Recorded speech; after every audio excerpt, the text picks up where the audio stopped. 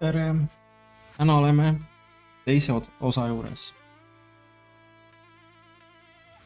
Tänane pealkiri on see teemas, et maailm ei saa nii-öelda naftast üldse.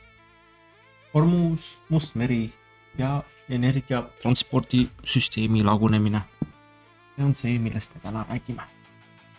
Eelmises videos rääkisime sellest, kuidas Ameerika Ühendriigid üritavad ehitada enda ümber uut energiajulgeolekusüsteemi.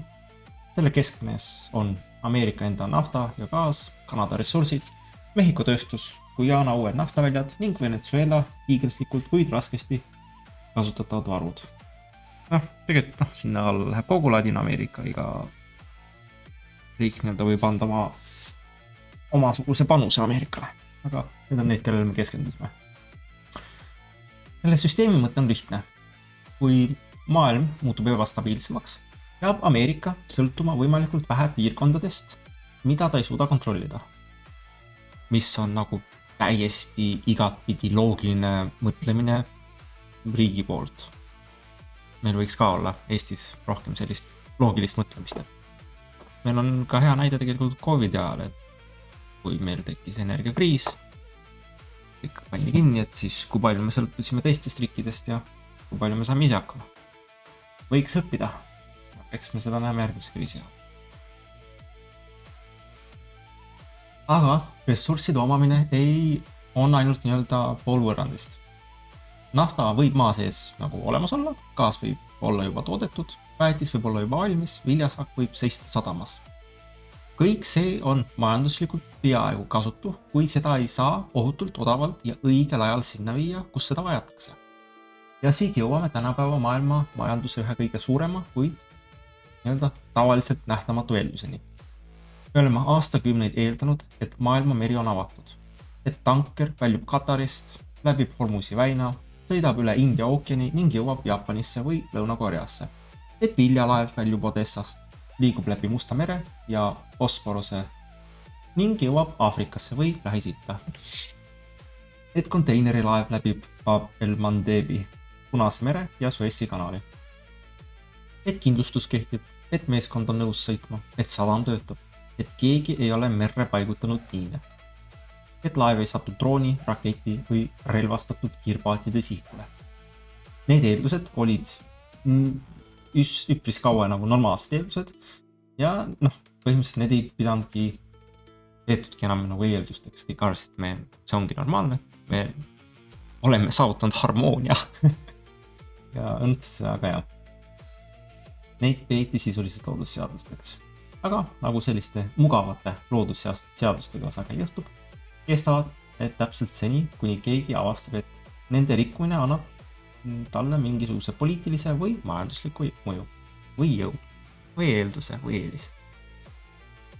26. aasta sündmused Hormuzi väina, Aasovi merel ja Mustal merel näitavad, et tulevane energiakriis ei pruugi alata sellest, et maailmas saab nafta otsa. See võib alata sellest, et nafta ei jõua lihtsalt kohale. Kas mul on siin pildi? Kas mul on mingi... Võtan selle. Hormuzi väin asub Iraani ja Omani vahel. Kõige kitsamas kohas on väin liigi kaudu 33 kilomeetrit lai. Kaubalaevade liiklus toimub aga veel kitsamates laevakoridorides. Geograafiliselt ei tundu see nagu midagi erilist. Kaardil on see lihtsalt väike ava Pärsia lahe ja India ookeani vahel. Põhimõtteliselt mitte midagi huvitavat. See on see koht, mis on Hormuz.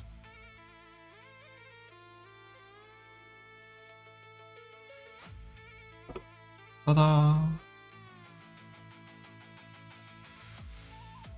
Majanduslikult on see üks olulisemaid kohti. 25. aastal liikus Hormuzi väina kaudu ligi 20 miljonit barelit toornafta, kondensaati ja naftatooteid päevas.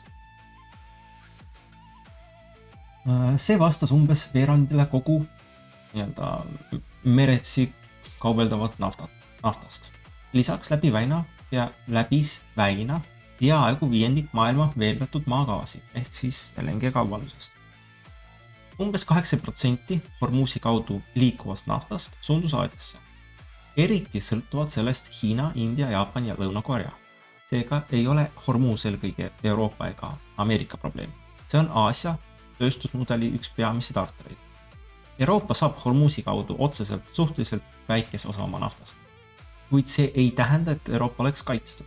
Nafta ja gaas müüakse globaalsel turul. Kui Aasia hakkab paaniliselt otsima alternatiivseid barrelid ja LNG laadungeid, tõusevad hinnad ka Euroopas.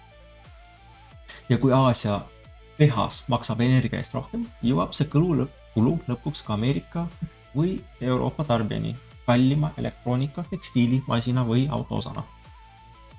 Et energiašokk ei pea sinu sadamasse otse jõudma. Piisab sellest, et see jõuab sinu tarnija sadamasse. Aga jah, geograafia ei hooli poliitilistest lubadustest. Hormuzi väina sees asuvad sisuliselt lõksus mitu maailma kõige olulisemat energiatransport. Kuveit, Katar ja Bahrainil ei ole teist otsest mereteed avatud ookeani. Iraagi peamised lõunapoolsed naftaterminalid asuvad Pärsia lahes. Araabia Ühendemiraatidel on küll rannik ka väljaspool Hormuzi väina, kuid suurem osa riigi ajaloolisest nafta- ja gaasitaristust paikneb lahe poolel. Saudi Araabial on rohkem valikuid, sest tal on rannik nii Pärsia lahe kui ka Punase mere ääres. Seetõttu on Saudi Araabia ehitanud ida-lääne naftajuhtme, mis ühendab riigi idapoolse naftaväljad Punase mere ääres asuva Yanbu sadamaga. Paberil võib see võimsus ulatuda umbes 7 miljoni barrelini päevas, aga siin tuleb eristada 3 erinevat numbrit. Esiteks projekteeritud maksimumvõimsus, teiseks reaalselt ja püsivalt kasutatav võimsus. Kolmandaks vaba lisavõimsus, mida kriisi ajal saab kohe kasutada. Need 3 ei ole üks ja sama asi. Sama, mis meil siin selle Estlinkiga vahet jälle igasuguse turuga. Üks asi on see, mis on teoreetiline, teine asi, mis on reaalselt. Ja siis on see, mis on kriisi ajal. Aga jah. Naftajuhe ei seisa tavaliselt tühjana ja ei oota viisakalt järgmist maailmakriisi. Osa selle võimsusest kasutatakse juba nagu tavalisel ajal kogu aeg. Rahvusvahelise energiaagentuuri hinnangul võib Saudi Araabia ja Araabia Ühendemiraatide alternatiivsete torujuhtmete kaudu olla võimalik Hormuzist mööda suunata umbes 3,5 ja 5,5 miljonit barreli päevas. Hormuzist liikus enne kriisi umbes 20 miljonit. See tähendab, et isegi väga optimistlikul hinnangu korral ei asenda alternatiivsed torujuhtmed suuremat osa tavalisest mahust. Araabia Ühendemiraatide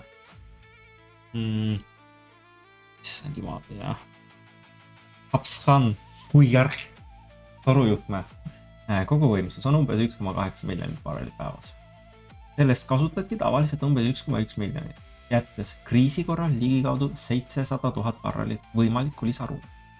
See on kasulik, aga mitte süsteemi päästav. Kui 20 miljoni barreli suurusest uksest saab läbi viia ainult 4 või 5 miljonit, ei ole probleem lahendatud. Probleem on lihtsalt veidi väiksem. Aga jah, nagu torujuhtmete ikka, nominaalne võimsus ei ole sama, mis toimiva süsteemi võimsus. Isegi torujuhtme nimivõimsus ei tähenda automaatselt, et kogu see maht jõuab maailmaturule.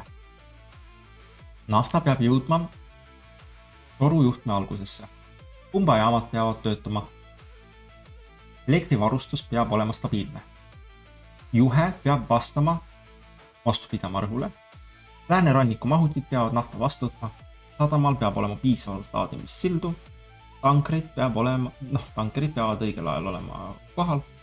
Punase mere sadamad peavad suutma tavalisest palju suurema liikluse ära teenindada ja seejärel peab laev ka Punase mere kaudu välja pääsema. See viimane osa on eriti oluline. Kui Saudi Araabia suunab nafta Yanbu sadamasse, saab see liikuda põhja poole Suessi kanali kaudu Vahemerele. Aga Aasiasse suunduv laev peab liikuma lõunasse ja läbima Bab al-Mandebi väina Jeemeni ranniku juures. No see on siis samas. Siin see pilt on kõige parem. See on piirkond, kus Iraaniga seotud Huti liikumine on juba demonstreerinud võimet rünnata kaubalaevu droonide, rakettide ja relvastatud paatidega. Ehk siis Hormuzist mööda minemine võib tähendada liikumist teise võimaliku tulejoone kaudu. Maailmakaubanduse probleem ei ole ainult üks kitsas väin. Probleem on selles, et suur osa globaalsest energiast ja kaubast peab läbima järjestikuseid pudelikaelu. Hormuz, Bab el-Mandeb, Suez, Malacca väin, Panama kanal, Bosporus. Kõik toimib suurepäraselt seni, kuni kõik on korras. Globaliseerimine ei ehitanud süsteemi, kus igale kriitilisele teele on olemas võrdne varutee. Ta ehitas süsteemi, kus kõige odavam tee muutus peamiseks teeks. Peamine tee muutus vältimatuks. See oli majanduslikult efektiivne.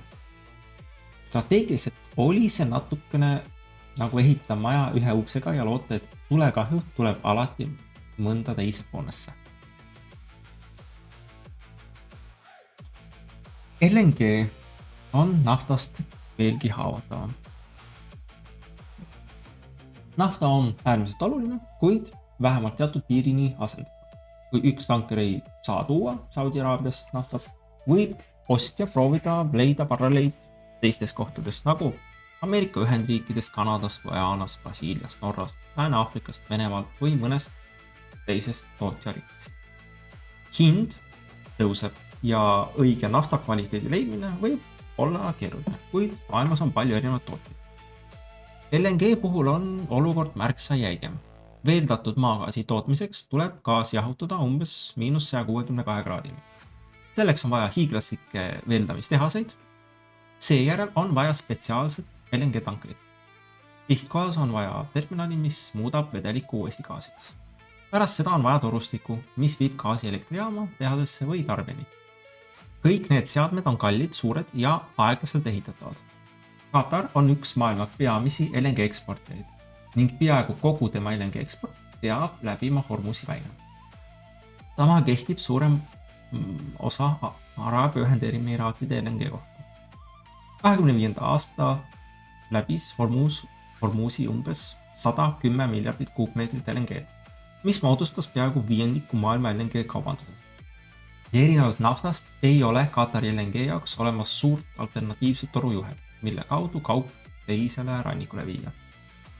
Gaas võib olla toodetud, veeldamistehas võib töötada, tanker võib olla valmis, aga kui tanker ei läbi väina, hakkavad sadama mahutid täituma. Kui mahutid saavad täis, tuleb vähendada veeldamist. Seejärel tuleb vähendada gaasi tootmist. Niimoodi muutub transpordiprobleem tootmisprobleemiks. 26. aasta juulis hiljuti ei läbinud mitme päeva jooksul Hormuzi ükski LNG tanker. Samal ajal, kui laetud Katari LNG laevad kogunesid lahte nii-öelda ujuvaks laoks. See on väga kallis viis energiat hoiustada. Tanker, mis seisab ankrus ja ootab, ei vea uut lasti, seega ei ole turult kadunud ainult tema pardal olev gaas, kaob ka osa laevastiku tulevasest veovõimest. Iga seisva laevaga muutub kogu süsteem veidi väiksemaks.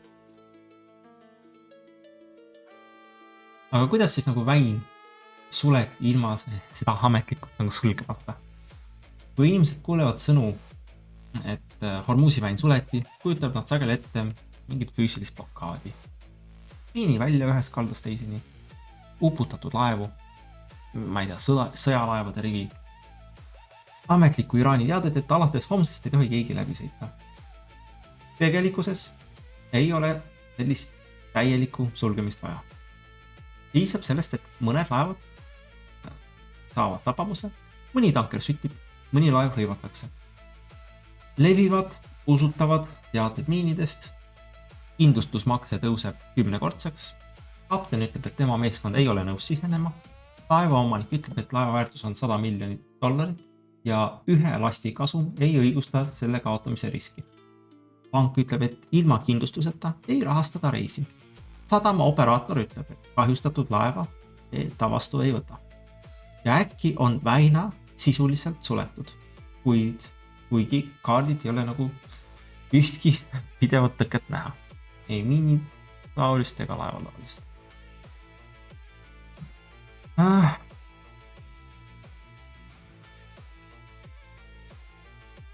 Lloyd List on siis see website, hästi palju lahendad asju, kirjeldas 2026. aasta märtsis olukorda otse. Hormuzi ei sulgenud tingimata Iraani ametlik korraldus, vaid laevanduse sise. See on väga oluline erisus. Sõjaline ligipääs ja äriline ligipääs ei ole üks ja sama asi. Ameerika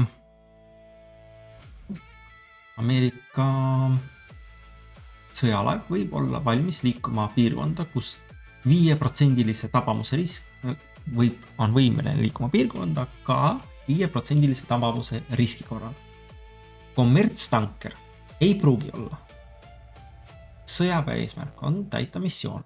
Ettevõtte eesmärk on teenida kasumit, säilitada laev ja tuua meeskond elusalt koju. Nii võib meretee olla sõjaliselt läbitav, kuid majanduslikult suletud.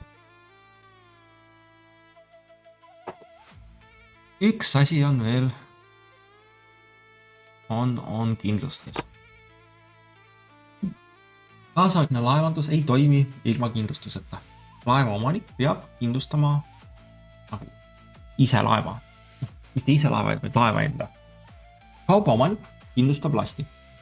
Lisaks tuleb katta meeskonnavigastused, keskkonnakahju, sadamakahju, kokkupõrked, päästetööd, sõjariskid, vastutus kolmandate isikute eest. Tavalisel ajal on see nii-öelda iga finantsdetail, millest räägivad sisuliselt vähesed inimesed. Kriisi ajal muutub see otsuseks, kas kaup liigub või mitte. Hormuzi kriisi ajal tõusid 7-päevase sõjariski kindlustuste hinnad, mõnel juhul 1,5 ja 3% laeva väärtusest. Ameerika,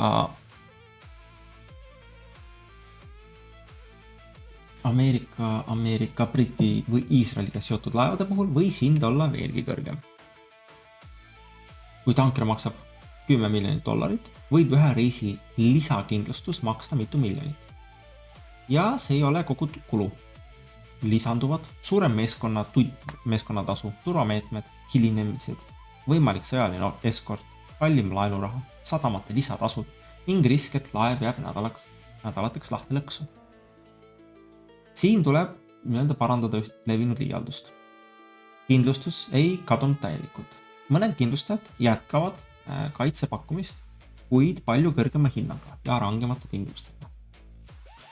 Majanduslik tulemus võib siiski olla peaaegu sama. Teoreetiliselt kindlustus on küll olemas, praktikas võib selle hind muuta kogu selle reisi, kogu selle tegevuse mõttetuks. Ja, paberi on uks avatud, sissepääs maksab lihtsalt rohkem kui kaup väärt on. Ja ei ole siis mõtet eriti businessi teha. Iraan ei pea Ameerika kogu mereväge võitma. See on kogu konflikti üks olulisi mehhanisme. Et Iraan ei pea avamere lahingus Ameerika lennuki kandi tuputama. Ta ei pea saavutama õhuülekaalu, ta ei pea valutama Saudi Araabiat. Tal tuleb muuta kommertsliiklus piisavalt ohtlikuks, et maailm hakkaks Washingtonile survet avaldama. Ja selleks sobib kõik.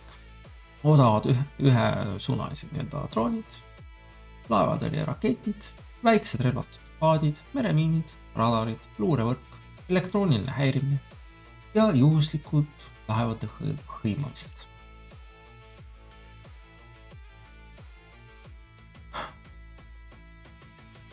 Ükski neist ei pruugi üksinda väina täielikult sulgeda.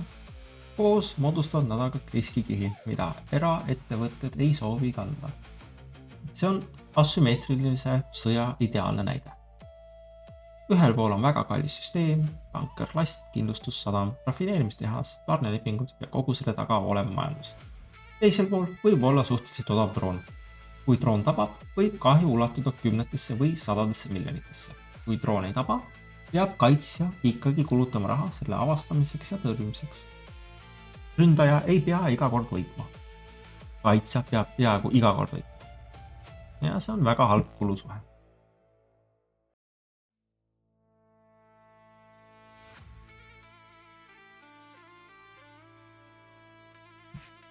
Meremiin on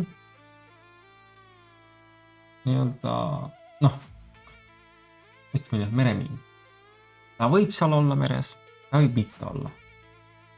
Ja ikkagi see nagu oht töötab. Või siis see hirm. Meremiin on nagu selle loogika kõige puhtam väljendus. Miin on sageli palju odavam kui laev, mida see nagu ohustab. Veel tähtsam on see, et miin ei pea isegi tingimata nagu olemas olema. Piisab puusutavast infost, et piirkonda võidi miini paigaldada. Seejärel peab merevägi eeldama, et oht on reaalne. Tuleb saata miinitõrjelaevad, tuleb uurida laevateid, tuleb kaitsta miinitõrjeüksusi droonide ja rakettide eest, tuleb määrata uued koridorid. Tuleb veenda kindlustusandjid, et ala on ohutu. Isegi pärast ametlikku puhastamist jääb küsimus. Kas kõik miinid leiti? Seda nimetatakse psühholoogiliseks blokaadiks. Oht ei pea olema nähtav. Ta peab olema piisavalt usutav. Merendus on valdkond, kus ebakindlus võib olla ise enda relvaks. Aga miks nagu sõjaline eskord ei lahenda kõike? Esmapilgul tundub lahendus nagu lihtne. Kui tankerid kardavad sõita, saadetakse neile siis sõjalaevad saatjaks. Aga siin kohtub lihtne idee päriseluga. Esiteks on Hormuzi kaudu tavalisel ajal liikuvate laevade arv tohutu. Kõigile puhtalt lihtsalt ei jätku saata laevu. Teiseks peab eskord kaitsma laeva väga erinevate ohtude eest. Õhudroonid, meredroonid, kiirpaadid, tiibraketid, ballistilised raketid, miinid, sabotaaž, elektrooniline häirimine. Üks fregatt võib olla väga võimekas, kuid tal on piiratud arv rakette. Kui ründaja saadab järjest odavaid droone, võib kaitsja kulutada ühe drooni tõrjumiseks raketi, mille hind on 10 või 100 kordi kõrgem. Kui kaitsja kasutab odavamaid kuulipildujaid ja droonitõrjesüsteeme, võib see aidata aeglaste droonide vastu, kuid mitte tingimata kiire raketi vastu. Kui ehitada igale konvoile mitmekihiline õhu, raketi, drooni ja miinitõrje, võib kaitse maksumus muutuda absurdseks. Ning isegi siis ei nõua kindlustusandja ainult seda, et laeval oleks mõistlik võimalus ellu jääda. Ta tahab teada, kas risk on piisavalt madal, et seda saab äriliselt hinnastada. Sõjalises plaanis võib 90% kaitse olla suurepärane. Laevanduses tähendab 10% läbikukkumise tõenäosus katastroofi. Ja siis see relvarahu seal USA ja Iraani vahel on, see ei paranda nagu füüsilist süsteemi ühe päevaga. Selle aasta jooksul on USA ja Iraan konfliktis korduvalt teatud relvarahudest, läbirääkimistest ja ajutistest kokkuleppest. Iga positiivne teadaanne toob finantsturgudele sarnase reaktsiooni. Nafta hind langeb, aktsiaturg tõuseb, analüütikud räägivad rahukaubandusest, mõni tund või päev hiljem tuleb uus rünnak. Teine pool eitab kokkulepet või selgub, et väin on endiselt praktiliselt kasutamatu. Probleem ei ole ainult poliitilises ebaaususes. Probleem on selles, et finantsturg liigub ootuste järgi. Füüsiline süsteem aga laevade ja torude järgi. Presidendi postitus võib mõne sekundiga muuta futuuri hinda. See ei saa sama kiiresti aga eemaldada meremiinid ega parandada sadamad ega taastada kindlustust, vabastada järjekorras seisvad tankreid, käivitada suletud naftapuurauke või tuua kadunud LNG laadungid Jaapanisse. Rahuuudis võib muuta seda, mida turg arvab tuleviku kohta. Ta ei muuda seda, mis füüsiliselt eelmisel kuul kohale ei jõudnud.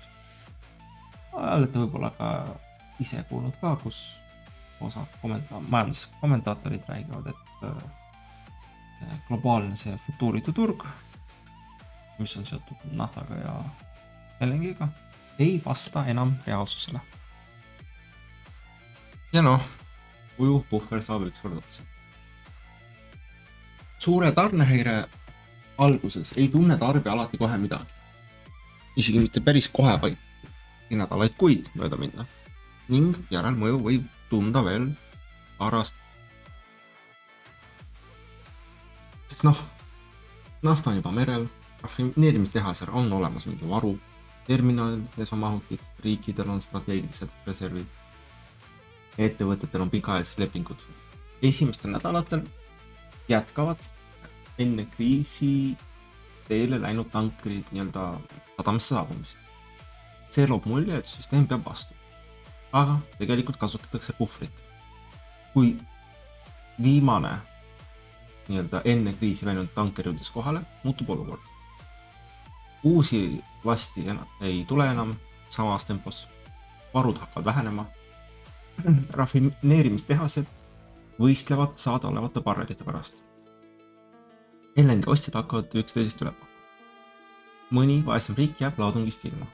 See on põhjus, miks energiakriis võib tunduda esimestel nädalal üllatavalt leebe ja seejärel järk-järgult nagu süveneda. Süsteem ei praune kohe, ta lihtsalt tühjeneb vaikselt. Ja see oli ka see, et uudistes nägime erinevad, et seal Aasia vaesemad riigid on lihtsalt ilma gaasita ja ilma diislita, bensiinita diislita. Neelatud järjekordades, siis vaatad, meil on lihtsalt hind 10 senti tõusnud, et ei ole mingit kriisi siin. Aga see ongi see, kuhu see ennem lööb. Ja hoolimata sellest, mis te arvate, eurooplased, kaasa arvatud eestlased, on tegelikult ühed rikkamad, kui me võrdleme kogu maailma. Jah, ma tean, kuidas see kõlab, ma tean, kuidas inimesed elavad, aga te ei kujuta ette, kui kehvalt elab enamus inimesi. Maailma inimesi, võrredles isegi eestlastele. Kõik on nagu küsimus, kellega sa võrdled. Võrdled ennast rikaste ameeriklastega. Ja me võrreldes ameeriklastega elame kehvalt. Võrreldes Aasia riikidega me elame päris hästi. Ka tootmist ei saa alati nagu lihtsalt peatada.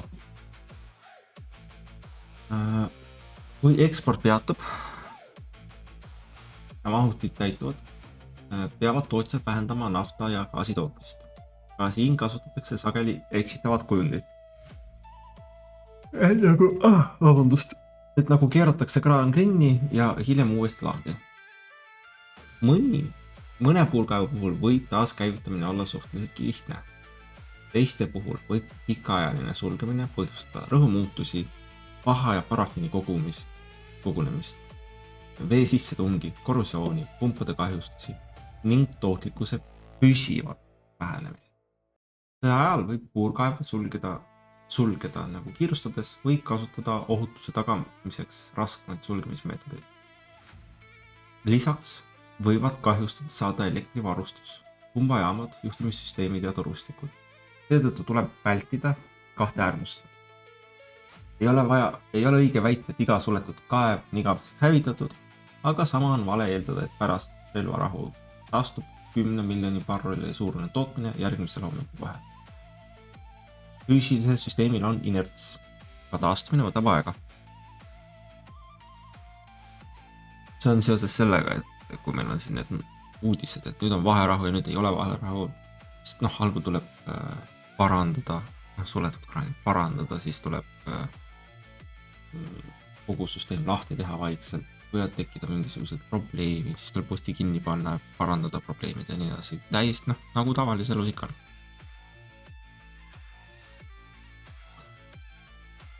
Selle aasta kriis näitab süsteemi tegelikku haavatust. Et Rahvusvahelise Energiainstituut nimetas selle aasta märtsi siis Hormuzi häiret maailma naftaturu ajaloo suurimaks tarnekatkestuseks. Hormuzi kaudu liikunud vood kukkusid ligikaudu 20 miljoni barreli päevas väga madalal tasemele. Paar miljonit seal oli. Ning Pärsia lahe tootjad pidid vähendama kogu toodangut vähemalt 10 miljoni barreli võrra. Märtsis langes maailma naftapakkumine ühe kuuga üle 10 miljoni barreli päevas. Riigid vastasid sellele ajaloo suurima koordineeritud strateegiliste naftavarude vabastamisega. Ja aitas turgu stabiliseerida. Aga strateegiline reserv ei ole naftamaardla. See lihtsalt ostab natukene aega. Kui kriis kestab piisavalt kaua, väheneb ka reserv. Ja kui reservi lastakse turule, on need järgmise kriisi jaoks nagu väiksemad.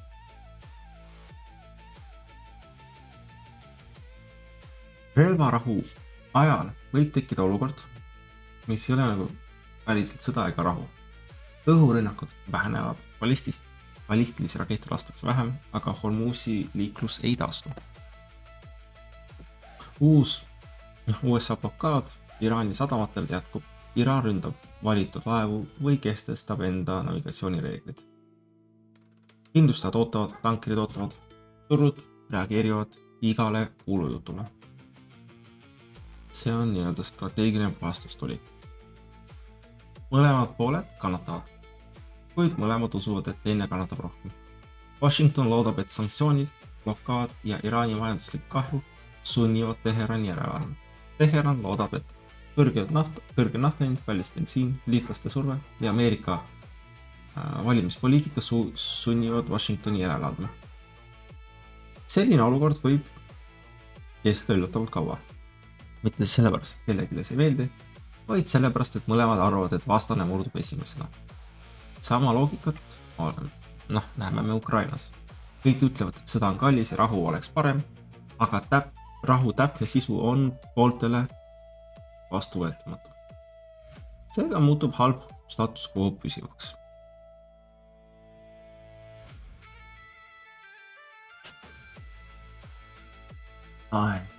Võime rääkida ka energia hinnast kui infoväljarelvast. Ameerika administratsioonil on stiimul kirjeldada läbirääkimisi võimalikult optimistlikult. Kui turg usub, et Hormuz avatakse varsti, langeb nafta hind. See vähendab survet tarbijatele, aktsiaturule ja Ameerika liitlastele. Iraanil on vastupidine stiimul.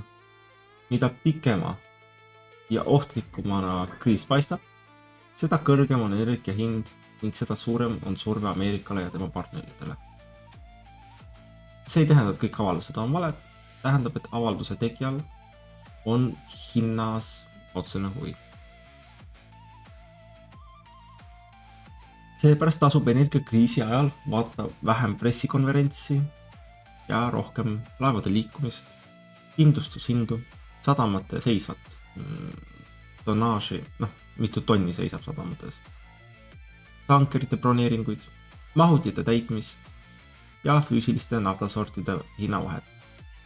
Poliitik võib teatada, et väin on avatud, kui ükski tanker läbi ei sõida, siis ei ole vist väga avatud. Aga jällegi, see on täpselt see, et ega tavaline inimene seda ei hakka tegema.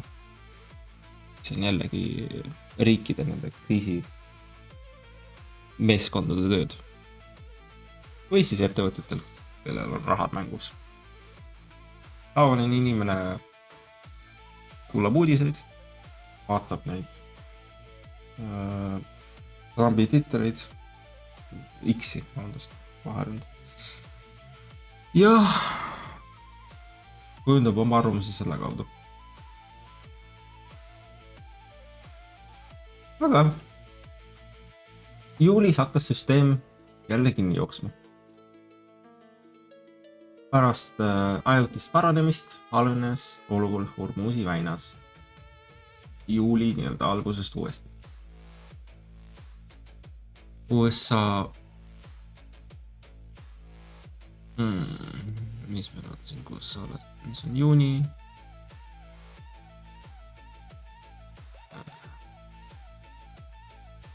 USA taastas Iraani sadamate blokaadi.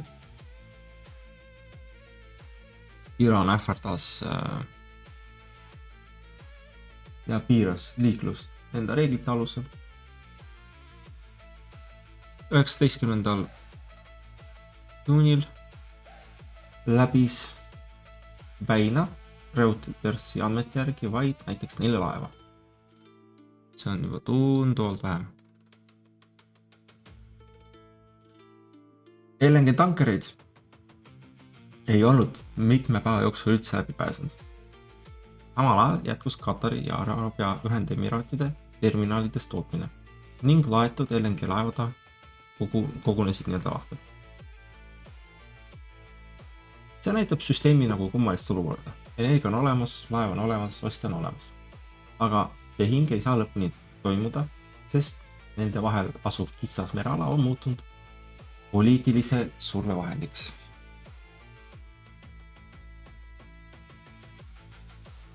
Hormuz ei ole ainus hoiatus. Oleks lihtne vaadata Hormuzi ja järeldada, et see on Lähis-Ida eripära. Seal on Iraan, seal on religioossed konfliktid, seal on kitsas väin, seal on aastakümneid kestnud vastasseis. Aga Must meri ja Aasovi meri näitavad, et sama mehhanismi võib tekkida ka ilma klassikalise geograafilise pudelikaelata.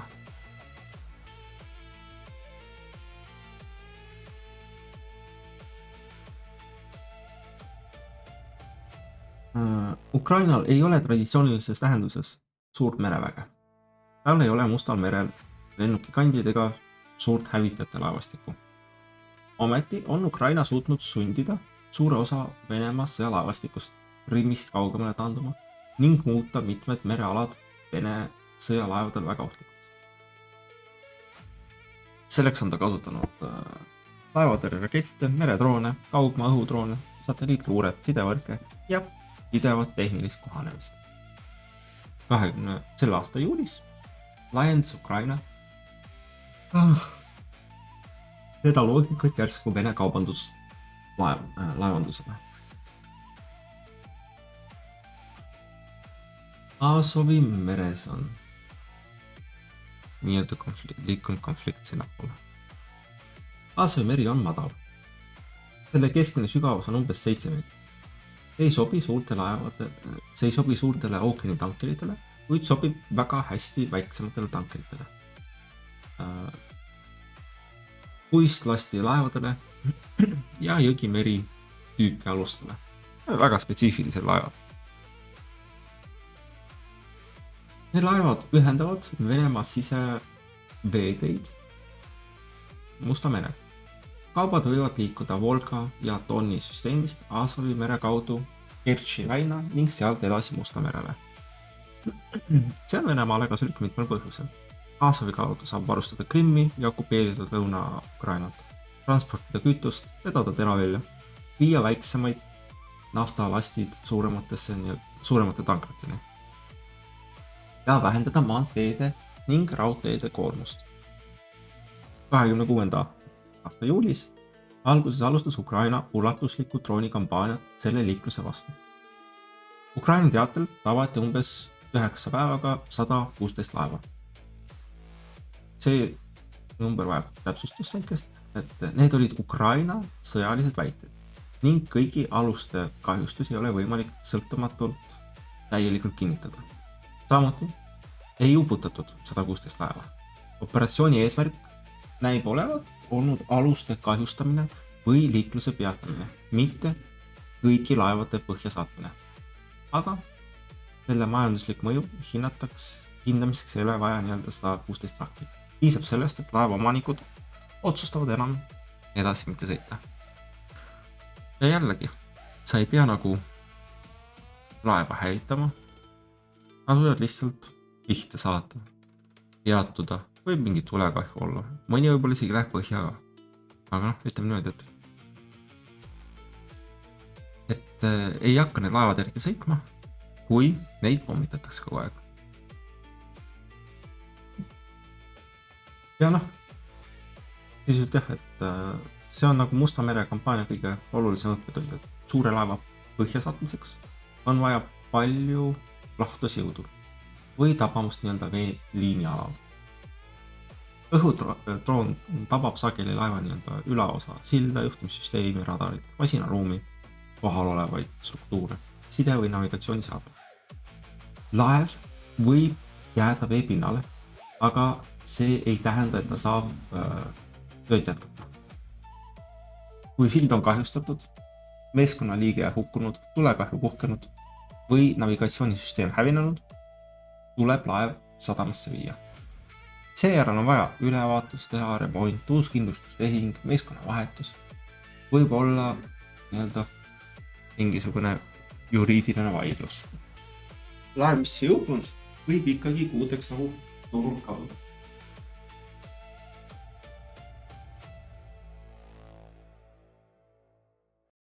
Veel tähtsam on mõju teistele laevadele.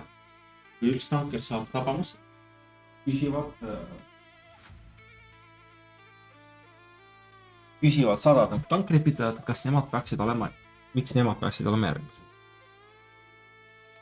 Seega võib üks edukas rünnak eemaldada rohkem veovõimet kui ainult tabatud laeva oma.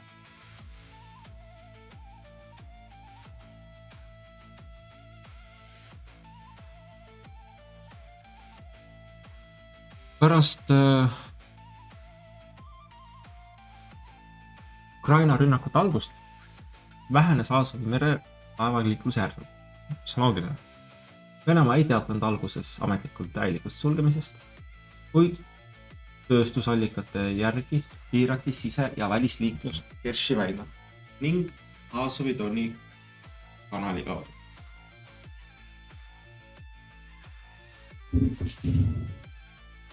Enne operatsiooni võis satelliidipiltidel näha 10 laevu Kerši väina läbimist ootamas. Mõni päev hiljem oli liiklus peaaegu kadunud. See on ründaja seisukohalt väga tõhus tulemus. Ukraina ei pidanud kõiki laevu hävitama. Ta pidi looma olukorra, kus Venemaa või laeva omanikud viivad need ise ohualast ära. Umbes veerand Venemaa nisu ekspordist tavaliselt võib nagu kasutada Aasovi piirkonna marsruute.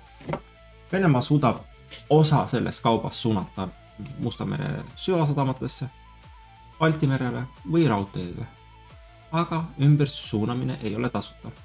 Kui alternatiiv oleks olnud sama odav ja lihtne, oleks seda juba varem kasutatud. Pikem marsruut tähendab rohkem raudteevaguneid, rohkem sadama võimsust, rohkem diislit, pikemat tarneaega, kõrgemat veohinda ja suuremat koormust teistele logistikakanalitele. Aga alati, see ei murra kohe Venemaa majandust, see lisab järjekordse kulusüsteemile, mis peab juba rahastama sõda, toetama põllumajandust, parandama rafineerimisteadu ja hoidma Krimmi varustatuna. Pärast Aasovi liikluse järsku vähenemist laiendas Ukraina rünnakuid Mustale merele. 16. juulil teatas Ukraina 10 tankerite, kaubalaevade ja bussiiride tabamisest. Mõnel juhul kasutati pikama õhudroone, mõnel juhul meredroone. Sihtmärkide hulgas olid Venemaaga seotud tankerid, nii nimetatud varilaevastiku alused. See tekitas aga uue probleemi. Musta mere sadametes liigub ka Kasahstani nafta, neutraalsete riikide kaup ja rahvusvaheliste ettevõtete last. Mida kaugemale Ukraina rünnakuala laieneb, seda suurema on eksliku sihtmärgi tabamise oht. Laev võib sõita Panama lipu all, olla Kreeka omaniku käes, renditud Šveitsi kauplejale, vedada Kasahstani naftat ja kasutada Venemaa sadama. Kas see on Vene laev? Kas see on sanktsioonilise kõrval hoidmise osa? Kas see on neutraalne kaubandus? Kaasaegses merendus ei ole vastas alati nii. nii öelda. See loob õigusliku, diplomaatilise ja poliitilise riski, mida ei saa droonikaamerast alati lahendada. Aga jah, Venemaa vastas Ukraina rünnakutele Odessa,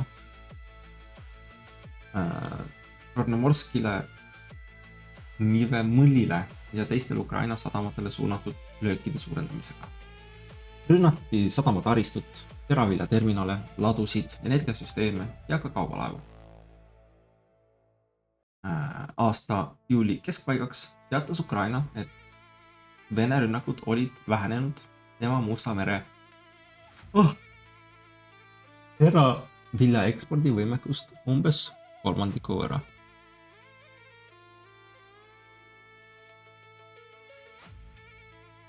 Üle 90% Ukraina põllumajandusekspordist liiklus enne uut rünnakulainet Odessa piirkonna 3 sadama kaudu. Kui need sadamad kaotavad töövõime või kui laevad ei julge neid külastada, ei ole kõige võimalik kiiresti raudteele või Donau sadamasse ümber suunata. Füüsiline läbilaskevõime ei ole piisav. Lisaks tekivad poliitilised probleemid. Kui rohkem Ukraina teravilja liigub maismaad mööda Poola, Rumeenia, Slovakkia või Ungari kaudu, võivad kohalikud põllumehed taas karta, et odavam kaup jääb nende turule. Seega võib Vene rünnak Ukraina sadamatele muutuda mõne nädala pärast poliitiliseks protestiks Varssavis või Bukarestis. See on hea näide teise ja kolmanda järgu tagajärgedest. Droon tabab terminali, laev loobub reisist, vili liigub raudteele, piiril tekib ummik, kohalik hind langeb, põllumees protestib, valitsus piirab importi. Ukraina suhe liitlastega halveneb. Üks plahvatus teeb palju rohkem tööd kui ainult füüsiline auk hoone seinas. Musta mere sõja võimalik tulemus ei ole see, et üks pool saavutab täieliku kontrolli. Tõenäolisem on osaline vastastikune eitamine. Ukraina muudab Vene laevanduse Aasovi merel ja Musta mere idaosas ohtlikumaks. Venemaa muudab Ukraina sadamad, ekspordid ja ekspordikoridorid ohtlikumaks. Mõlemad peavad maksma kõrgemat kindlustust, investeerima sadama kaitsesse, ümber suunama kaupa, kulutama droonitõrjele, subsideerima kannatada saanud ettevõtted. Mõlemad võivad vastasele kahju tekitada, kumbki ei suuda enda kaubandust täielikult kaitsta. See on oluline, sest meresõja traditsiooniline kujutlus keskendub laevastikule. Üks laevastik võidab teise, seejärel kontrollib võitja merd. Droonisõjas võib lõpptulemus olla palju ebamugavam. Keegi ei kontrolli merd ja kõik saavad ka nii-öelda kahju.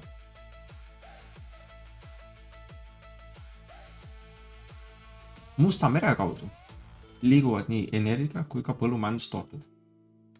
Venemaa transpordib piirkonnast toornaftat, naftatooteid, teravilja, väetist ja muid puistlasti kaupa.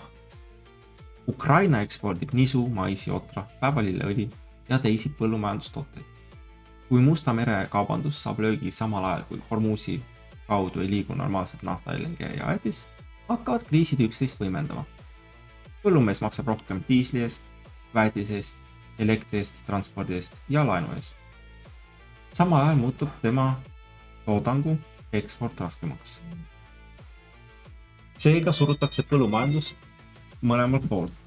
Tootmine kallineb, müük muutub keerulisemaks ja see on nii-öelda täpselt see kombinatsioon, millest võib tekkida globaalne toidu hinnašokk. 26. aasta juuli Musta mere rünnakud tõstsid kiiresti nisu futuuri hinda Euroopas ja Ameerikas. Hinnatõus ei tähenda veel näljahäda, aga see näitab, kui tundlik on turg merekoridoride suhtes. Maailm ei pea kaotama kogu Vene ja Ukraina viljasaki, piisab sellest, et ostjad kardavad, et osa sellest ei jõuagi õigel ajal kohale. Täpsustan uuesti. Näljahäda ei tule Euroopas, aga see võib tulla Lähis-Idas ja Aasia riikides, seal kus on vaesemad inimesed. Ning sellest tulenevalt tekivad uued probleemid. Võib-olla tuleb uus nii-öelda migratsioonilaine siia, mis võib täiesti vabalt tekkida. Ja siis on küsimus, millised suhted on meil Türgi ja Kreekaga. Kui hea on meil piirivalve nii-öelda Vahemerel.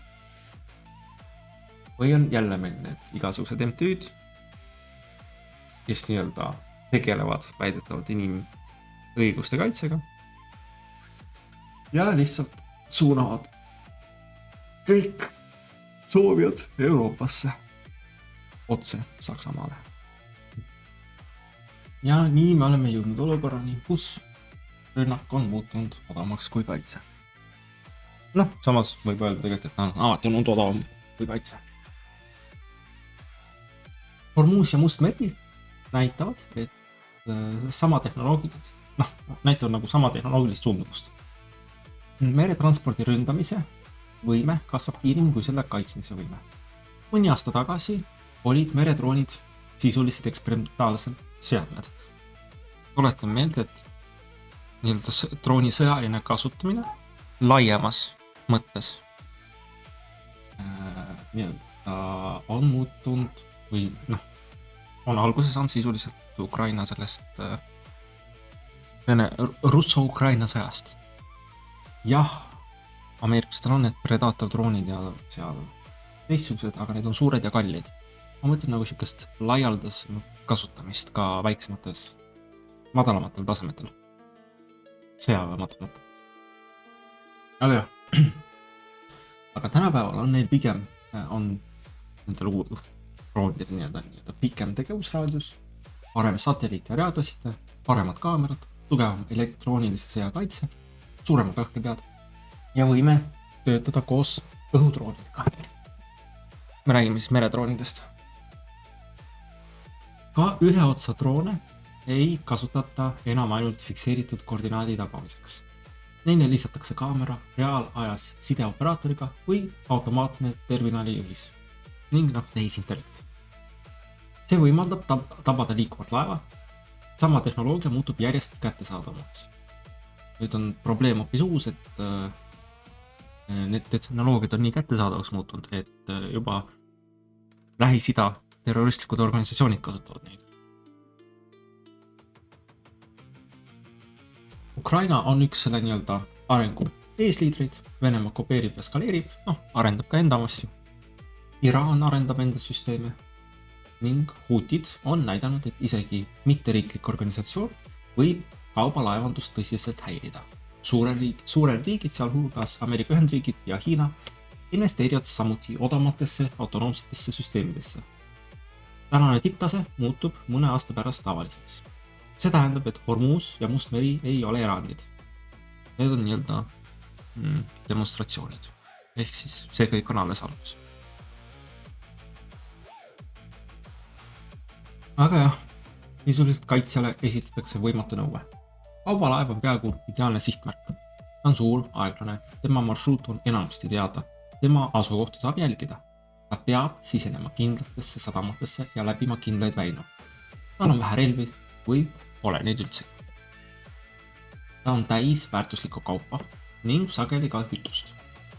Laeva kaitsmiseks tuleb arvestada väga erinevate ohtudega. Odava drooni vastu sobib üks kaitsesüsteem, kiire tiibraketi vastu teine, balistise raketi vastu kolmas, miini vastu 4, meredrooni vastu 5, saavatööri või küberrünnaku vastu on üldse 6 meede. Kõik nad on erinevad.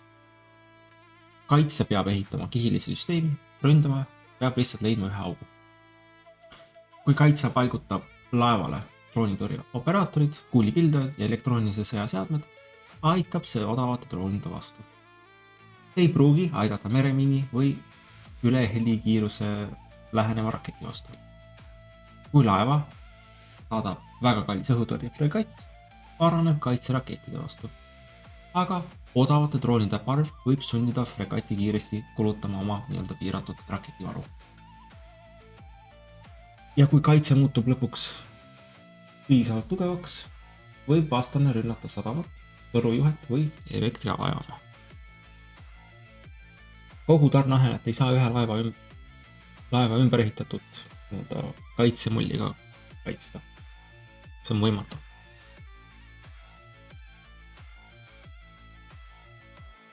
ründaja võib sundida kaitsjad valima, mida mitte kaitsta. Odava droonisüsteemi väärtus ei seisne ainult tekitatud kahjustuses. See sunnib vastast nagu ressurssi ümber paigutama. Venemaa peab võib-olla viima rinnalt ära häid droonioperaatoreid, mobiilseid õhutõrjegruppe, elektroonilise sõjasüsteeme, kuulipildujaksi ja helikoptereid, et kaitsta Azovi ja Musta mere laevu. Need üksused ei saa samal ajal olla Zaporižžjas või Donbassi rindel. Ukraina peab omakorda suunama Odessa sadamate kaitseks õhutõrjerakette, radarivõimekust, neid interceptor droone ja mobiilseid tulegruppe. Need ei saa samal ajal kaitsta Kiievit, elektrijaama või sõjatehast. Seega võib rünnak olla edukas isegi siis, kui enamik droone tulistatakse alla. Kui odav rünnak sunnib vastast eemaldama kalli kaitsevahendi mõnest olulisemast kohast, on ta juba teinud strateegilist töö. Ning see, et näiteks Ukraina trollid on pommitanud Moskvat ja pommitavad edasi, on ka oma psühholoogilist ja moraalset mõju.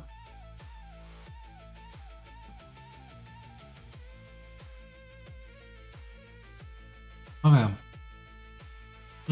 kaubalaevade relvastamine ei ole nagu lihtne lahendus. Üks võimalik vastus on panna kaubalaevade relvad ja droonitõrje meeskonnad. Piiratud kuhul seda tõenäoliselt tehakse, aga ka siin tekib probleemid. Kes relvi kasutab, kas kaubalaeva meeskond, eraldi sõjaväelased, eraettevõtte, turvatöötajad, millise riigi seadused kehtivad, kui laev sõidab Libeeria lipu all, kuulub Kreeka firmale ja asub omani territoriaalvetes. Kes vastutab, kui õhutõrjekuulid tabavad teist laeva või rannikut? Kuidas eristatakse drooni tsiviillennuvahendist? Kas relvastatud kaubalaev muutub ise seaduslikuks sõjaliseks sihtmärgiks? Ja kui palju kaitsevahendeid tuleb paigaldada 10 000 maailma kaubalaevadele? Tehniline lahendus võib-olla on olemas. Institutsionaalne, õiguslik ja majanduslik lahendus on palju raskem. Kui Punane meri või Suessi kanal on ohtlik, võivad laevad liikuda ümber ja lootuse neeme. See on see Lõuna-Aafrika tipp. See hoiab kaubavoo vallas, aga pikem marsruut tähendab, et sama laev kulutab ühe reisi peale rohkem aega ja rohkem kütust. Kui reis muutub näiteks 10 või 14 päeva pikemaks, teeb laev aasta jooksul vähem reise.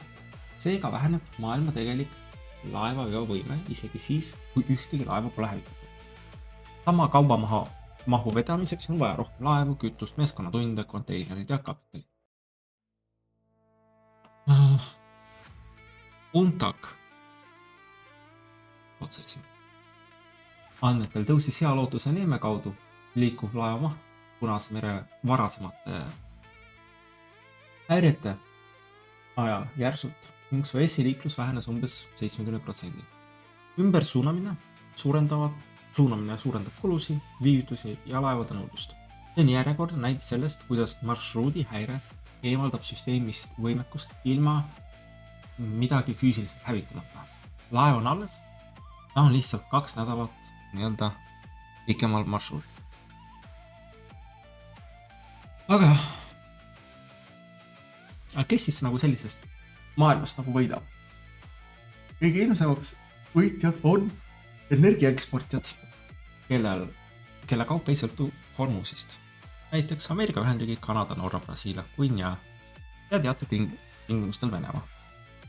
Kui Lähis-Ida nafta ja LNG muutub kalliks või ebakindlaks, suureneb alternatiivsete tarnijate väärtus. See ei tähenda, et nad kõik sooviksid kriisi või nad selle korraldaksid, aga nad saavad oma kasu. Ameerika tarbija maksab samuti kallima kütuse ja toidu eest. Norra sõltub Euroopa majanduse heast käekäigust. Venemaa enda Musta mere logistika on rünnaku all, kuid suhtelises võimu tasakaalus muutub turvalise tootja positsioon tugevamaks. See seob meid tagasi selle eelmise video Fortress Ameerika ideega. Kui Pärsia lahe, Punase mere ja Musta mere tarneahelad muutuvad ohtlikumaks, muutub Ameerika poolkeral toodetud energia väärtuslikumaks isegi juhul, kui selle tootmiskulu ei muutu. Turvalisus muudab muutub osaks barreli hinnast. Aga kes kaotab selles süsteemis? Esimesena kaotavad energiaimportijad, kellel ei ole suurt rahalist puhvrit. Rikas riik võib laadungi üle pakkuda, vaene riik ei saa. Kui Euroopas või Jaapanis makstakse LNG eest rohkem, võib tanker muuta teekonda, jätta Bangladeshi, Pakistani või mõne Aafrika riigi ilma. Turg nimetab seda ressursside efektiivsemaks jaotamiseks. Praktilises elus aga see tähendab, et kaup läheb sinna, kus on kõige rohkem raha, mitte sinna, kus selle puudumine tekitab kõige rohkem inimlikku kahju. Pluss veel, siis see võib suurestada inimesi migreeruma Euroopas. Sest siin on bens olemas, siin on nafta olemas, siin kõik töötab, küll on kallim, aga kuna meil on sellised head riigid nagu Inglismaa ja Saksamaa ja Hispaania, kes annavad igale migrandile seal toetust, nii rahalisel vormil kui ka näiteks korterite vormil, siis miks mitte siia tulla? Kui kodus ei ole neil diislit, elektrit, külmkapid ei tööta, tööle minna ja sõita ei saa, sest pole bensu. Töö ise ei liigu, sest elektrit pole ja masinaid ei liigu. Miks mitte võtta käsile reis Euroopasse siis? Aga kaotavad ka meremehed. Energia- ja julgeolekupoliitikat arutatakse sageli väga abstraktselt. Räägitakse tonnidest, barrelitest ja strateegilisest survest, aga iga tabatud kaubalaeva pardal on inimesed, kes ei ole tavaliselt ühegi sõja nagu otsustajad ega isegi osalevad. Selle aasta juulis mõistis rahvusvaheline mereorganisatsioon hukka rünnakud tsiviillaevade nii Hormuzi väinas kui ka Aasovi meres. See on vajalik meeldetuletus. Kaupalaev ei ole lihtsalt liikuv majandusnäitaja. See on töökoht keset sõjatsooni. Ja kes tahab sellisest kohast teha? Aga kas turud ja riigid siis kohanevad? Siin tuleb lisada oluline vastuväide. Maailma majandus ei ole täiesti passiivne. Kõrgem hind loob uusi stiimuleid. Tootjad suurendavad võimaluse korral pakkumist, tarbijad vähendavad nõudlust. Lasti suunatakse ümber, riigid kasutavad reserve. Ehitatakse uusi torujuhtmeid, LNG terminale ja laevu. Kaitsesüsteemid paranevad, kindlustajad õpivad riski täpsemalt hindama. Ükski meretee ei pea jääma igaveseks suletud. Ka Hormuz ei ole lihtne ühepoolselt, pikaajaliselt nagu kinni hoida. Iraan sõltub ise mereteed. Tema lahtaeksport ja majandus kannatavad. Pärsia lahe riikidel on suur poliitiline ja sõjaline motivatsioon liiklust taastada. Ameerika, Euroopa ja Aasia suurriikidel on ressursse, et ehitada uusi lahendusi. Seetõttu ei tähenda transpordisüsteemi haavatus vältimatut täieliku kokkuvarimisest. Aga kohanemine võtab aega ja raha. Ning just see on oluline. Varem peeti ohutut transporti jäägu tasuta teenuse tingimuseks. Nüüd tuleb selle eest järjest rohkem maksta. Tuletame meelde, kui meil Eesti ja Soome vahel kaabel läheb katki, siis läheb vähemalt pool aastat, et see kaabel ära parandada. Ja see on kõigest üks kaabel.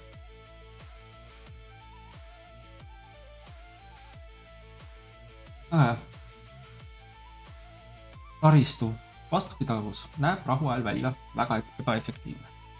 Ehk siis milleks kulutada taristu kaitseks ja tugevdamiseks raha, rahuajal, lihtsalt nagu raha raiskamine, täiesti mõttetu tegevus.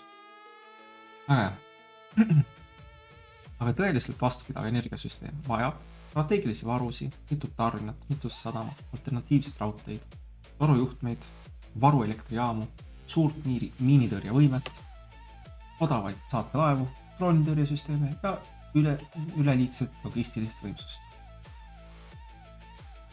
Aga samas näiteks ka Eesti riigi energiasüsteem peab olema piisaval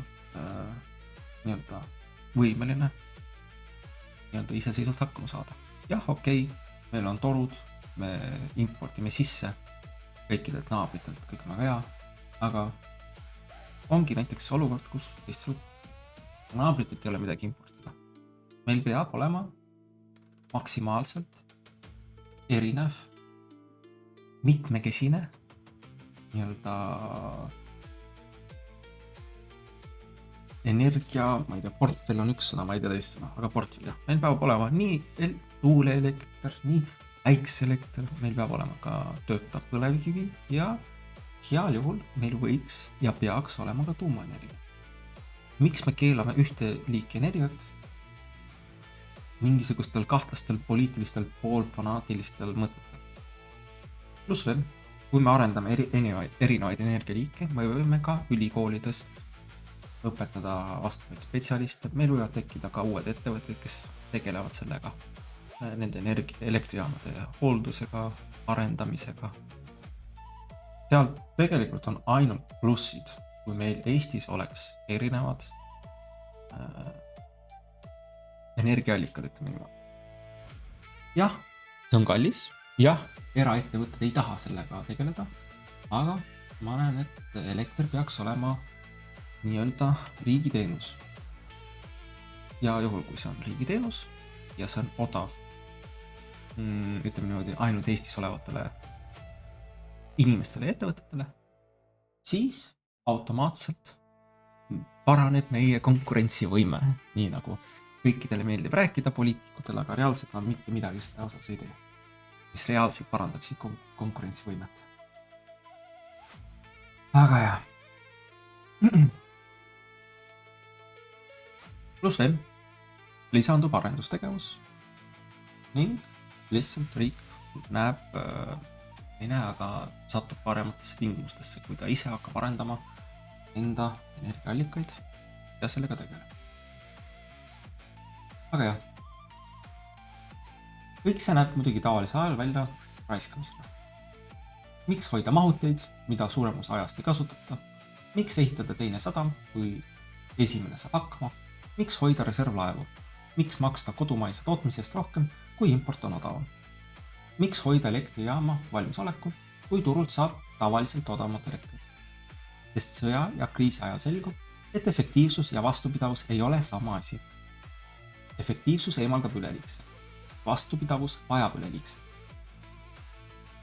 Just in time logistika on suurepärane süsteem maailmas, kus miski ei lähe valesti. Ainus puudus on see, et sellist maailma ei ole meil olemas. Aga jah, mida peaksid riigid tegema? Esimene samm on lõpetada energiajulgeoleku mõõtmine ainult aastas impordi ja ekspordi balansiga. Riik võib paberil saada energiat 10 erinevast riigist. Kui kõik 10 plasti läbivad sama väina või saabuvad sama sadama kaudu, ei ole tarne tegelikult mitmekesine.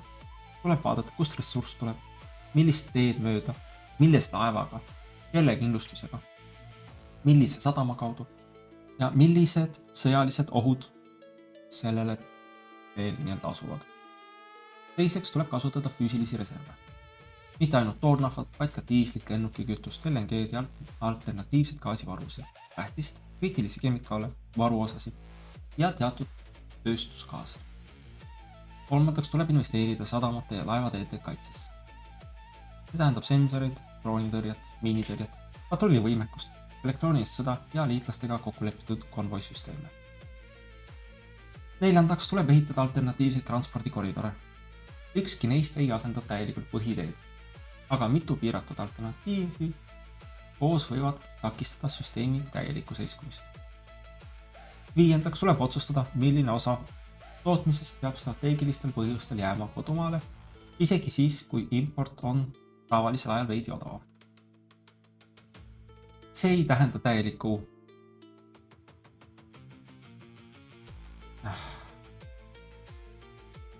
kuidas ma ütlen seda? See tähendab arusaamist, et kõige odavam tarnija ei ole alati kõige odavam siis, kui tema kaup jääb teisele poole minna. Aga üks näide veel, mitte näide, aga näiteks siin samas sadamatest räägib. Sensorid, droonid, miinitõrje, patrullivõimekus, elektrooniline sõda. Mõni võib küsida, mille jaoks meil Eestisse seda? Meil ei ole seda vaja. Aga droonid arenevad ja näiteks, mis juhtub siis, kui järsku meie Balti meri on üle ujutatud meredroonidest, mis sõidavad laevadesse, sõidavad kaablitesse, sõidavad kaablisse ja siis lendavad õhku, läheb katki. Ja järsku meil on meri, mis eraldab meid teistest riikidest, kus ei saa enam sõita, ei saa kaableid parandada ja lihtsalt muutub suletud tsooniks. Mõni võib öelda, näiteks seda teeb Venemaa, mõni võib öelda, aga Venemaa ei tee seda, milleks ta seda teeb. Sellepärast, et tema võib näiteks tema võib hakata näiteks transportima läbi Põhja-Jäämere. Tal on olemas need tuumajäälõhkujad, need suured laevad, mis lõuvad seal jääd ja puhastavad koridore, kus saavad laevad liikuda ja nii edasi. Tema võib hakata näiteks ehitab oma taristu ümber ja hakkab läbi selle seal transport. Või siis hakkab transportima sealt Hiina poolt. Hiina ja Jaapani poolt. Tal on ka veel maatükk. Kujutab meil meredroonidega üle. Aktiivselt sõjaga ei tegele, lihtsalt seal ütleb, et ta ei tea midagi, et on mingisuguste terroristlike organisatsioonide droonid. Tema ei osale selles, tema ei tea midagi, tema on üldse kukku nunnu ja pai. Ja siis meil on, nagu ma kuulsin uuesti, olukord, kus näiteks me oleme ära lõigatud teistest mereteed pidi Soomest, Rootsist, Lätist, Soomest, Roosist, Norrast ja peame siis läbi maismaa koridore kõik oma asju transportima ja nii-öelda energiaga sealt saama. Ja siis me, juhul kui näiteks Balti meri pannakse kinni droonidega ja miinidega, siis tekib olukord, kus me oleme lootnud, et me saame sisse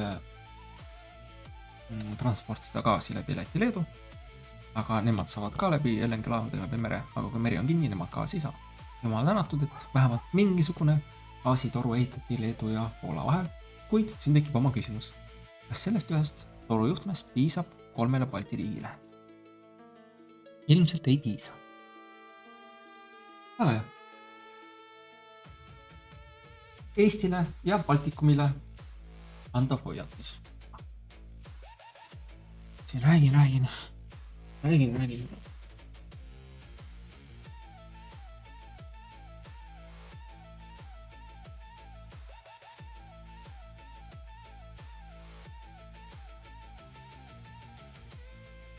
Mõtlesin kaarti näidata, aga siin ei ole mingit kaarti relist.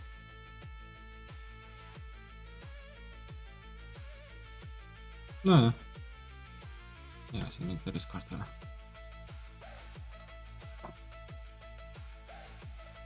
Ühesõnaga jah. Läheme edasi. Eestile jääb Baltikumile antav hoiatus. Hormuz ja Must meri ei ole Eestist nii kaugel, kui kaardil paistab. Eesti sõltub mereteedest kütuse impordil, tööstuskaupade impordil, toidu ja põllumajandussisendite liikumisel, ekspordil ning liiklasvägede sõjatehnika saabumisel. Baltikumi ei pea klassikalises mõttes täielikult blokeerima. Piisab mõnest miinist, sadamataristu sabotaažust, droonirünnakutest tankeritele, GPS häiretest, usutavast raketiohust või kindlustusmakse järsust tõusust. Või siis meri üle ujutada droonidega, meredroonidega ja lihtsalt öelda, et vastane, kes üle ujutus, ei tea midagi sellest. Kaubalaevandus ei oota alati ära, kuni esimene alus nagu põhja läheb. Ta võib peatuda juba siis, kui risk muutub nii-öelda ilmselgeks või siis vähemalt nad arvavad see. Seetõttu ei ole Eesti energiajulgeolek ainult küsimus selles, kas turul on võimalik elektrit või kütust osta. Küsimus seisneb ka selles, kas ühendus töötab, sadam on avatud, laev tuleb, kindlustus kehtib ja liitlastel on jõudu mereteed kaitsta. Import ei ole ainult hinnasuhe, import on marsruut. Ja jällegi, kui üle ulutada Balti meri meredroonidega, siis võib kõike takistada. Merevabaduse vanamudel on kadunud. Aastakümneid toetus globaalne kaubandus osaliselt oletusel, et Ameerika Ühendriikide merevägi tagab peamiste mereteede avalduse. See oli Ameerika juhitud maailmakorra üks keskseid avalikke hüvesid. Isegi Ameerika vastased said vedada kaupa meredel, mida kaitses suuresti Ameerika jõud. Aga kui Ameerika ise muutub blokaadi osapooleks, ei ole ta enam neutraalne mereteede valvur. Hormusis võib USA samal ajal püüda kaitsta teatud laevu ja blokeerida teisi. Mustal merel ei ole ühtegi välist jõud, kes suudaks või tahaks tagada kõigi kaubalaevade ohutuse.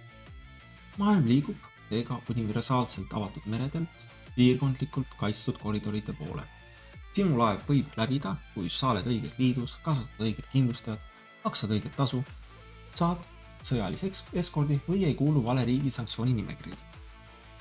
Ametlikult jääb meresõiduvabadus alles. Praktikas muutub see järjest rohkem teenuseks, mida tugevad riigid pakuvad oma partneritele. Aga jah, uus maailm ei vaja täielikku blokaadi. Tuleviku majandussõda ei pruugi välja näha nagu teise maailmasõja allveelaevasõda.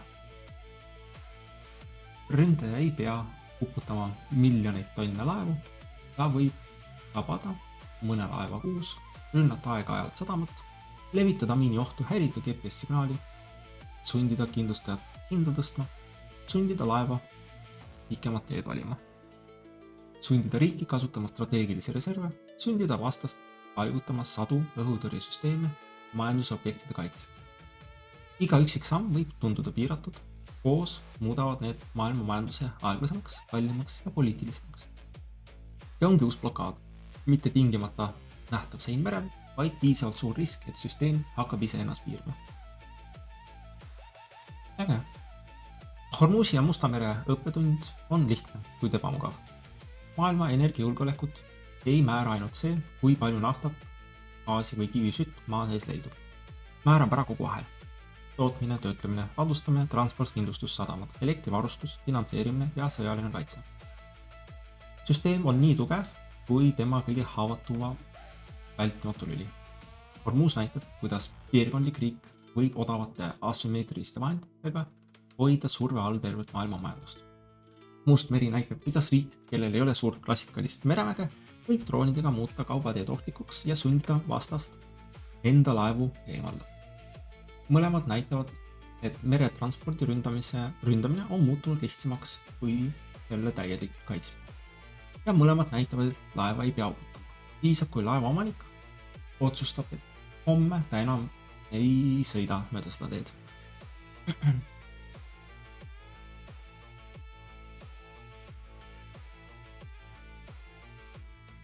Otsus Ameerika võib anda Ameerikale turvalisema energiaallika, aga isegi Ameerika ei pääse globaalsest süsteemist täielikult välja. Kui Hormuzi LNG ei jõua Aasiasse, tõuseb seal elektri hind. Kui Aasia tehas elektri hind tõuseb, kallineb Ameerikasse müüdav kaup. Kui Musta mere vili ei jõua Egiptusesse, tõusevad leivahinnad. Kui väetis ei jõua põllule,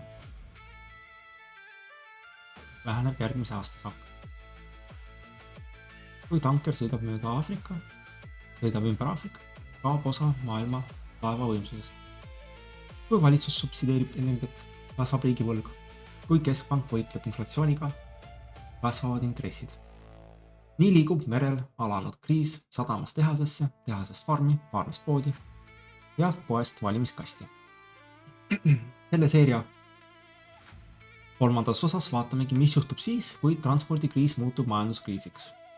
Kuidas kallis nafta ja gaas liiguvad väetise, toidu, lennunduse, elektri ja tehisintellekti tööstuse hindadesse. Miks võib Ameerika muutuda suhteliselt tugevamaks, samal ajal kui tema enda tarbija maksab rohkem? Miks on Euroopa eriti haavatav? Ja mida tähendab see kõik Eestile olukorras, kus energia importimine on tavalisel päeval mugav, kuid kriisipäeval tahavad sama elektrit, gaasi ja kütust korral kõik meie naabrid. Maailm ei saa energiast otsa, aga järjest raskemaks võib muutuda selle toimetamine sinna, kus seda vajatakse. Ja mõnikord piisab sellest, et kogu ülejäänud süsteem hakkab lagunema. Seoses tuumaenergiaga on ka selline asi. Kuna Saksamaa hävitas oma tuumajaamad ära, nüüd võib tekkida olukord, kus tal läheb seda kiiresti vaja ja hakkab ehitama ja hakkab tellima. teised Euroopa riigid näevad samamoodi, neil on ka tuumaenergiat vaja, sest see on nii-öelda kindel energiaallikas. Ja nüüd, kuna me oleme Eestis näiteks sellega venitanud, siis need plaanid, mis meil olid, muutuvad veel kallimaks, sest järsku kogu Euroopa tahab hakata endale tuumaenergiat ehitama.